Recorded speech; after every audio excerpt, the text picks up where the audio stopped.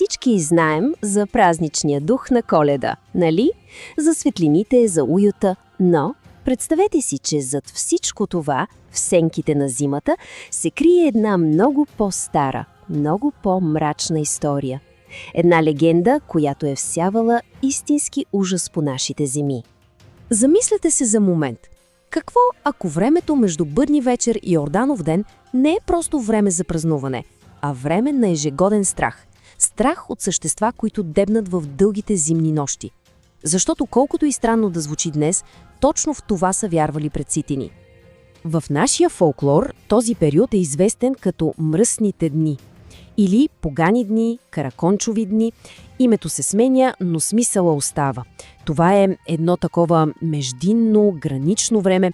Смятало се, че тогава света на живите и света на демоните се доближават опасно много. Ето тази фраза «Земята е на решето». Тя описва всичко перфектно.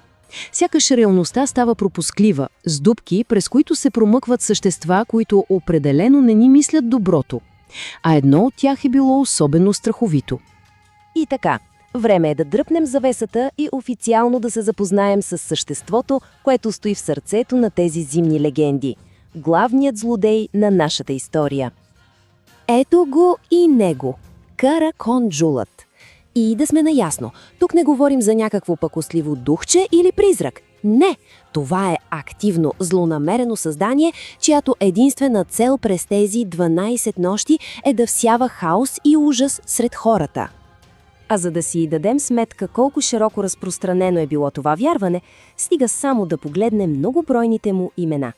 От Разлог до Странджа, от Плевенско до Родопите. Почти всеки регион си е имал свое собствено название за този зимен демон. Самата етимология на името направо ни казва всичко, което трябва да знаем. Черното чудовище.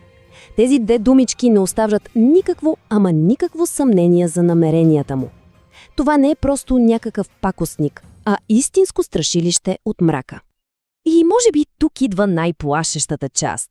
Просто няма едно единствено и ясно описание на Караканджула.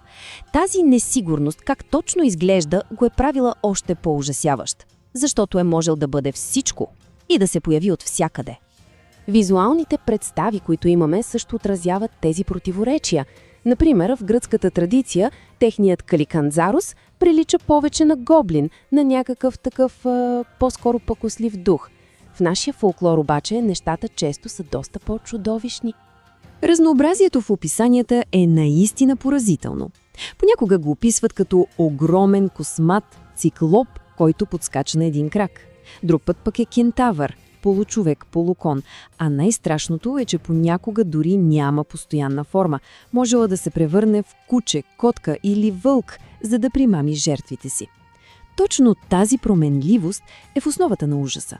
Никога не знаеш какво да очакваш и откъде ще дойде заплахата. Това си е страхът от неизвестното в най-чистата му форма. Добре де, външният вид е само част от картинката. За да разберем истинския страх от Караконджула, трябва да видим какво всъщност е правил той през тези 12 нощи. Оказва се, че Караконджулът си има много строг, работен график. Излиза от скривалището си точно на Бъдни вечер и вилнее всяка нощ до първи петли. Активността му е изцяло нощна, свързана е с най-тъмната част от годината. И после, на богоявление, когато водата се освети, силата му изчезва. И той се прибира до следващата Коледа. Тук, разбира се, не говорим за някакви безобидни шеги. Фолклорът описва изключително жестоки неща. Караконджулът не просто плаши. Той напада, измъчва и убива закъснели пътници по особено брутални начини, като често е използвал запустелите воденици като свое оръжие за мъчение. И така стигаме до решаващия въпрос. Как за Бога хората са се предпазвали от тази ежегодна заплаха? Какво изобщо е можело да се направи, за да се оцелее през 12-те нощи на Караконджула? Правилата за оцеляване са били доста ясни и категорични. Първо и най-важно – никакви нощни пътувания, защото в тъмното си изцяло в негова власт. Защитата е включвала и разни силно миришещи неща, като чесън и пелин, както и, разбира се, силата на християнските символи. Но най-сериозната забрана била свързана с самото създаване на живот. Това е, може би, най-показателният детайл за това колко дълбоко е бил вкоренен този страх в ежедневието. Представете си, суеверието е влияело дори на най-интимните аспекти от живота и семейното планиране, защото се е смятало, че едно такова дете ще носи белега на злото, ще бъде свързано със света на демоните завинаги. И така, докато си украсяваме елхите и очакваме празниците, може би си струва да се замислим за това, че зад всички светли и радостни традиции, които познаваме, често се крият много по-древни и мрачни истории. Истории за същества като Каракунджула, които ни напомнят, че зимата някога е била не просто сезон на празненства, а сезон на оцеляване срещу тъмнината.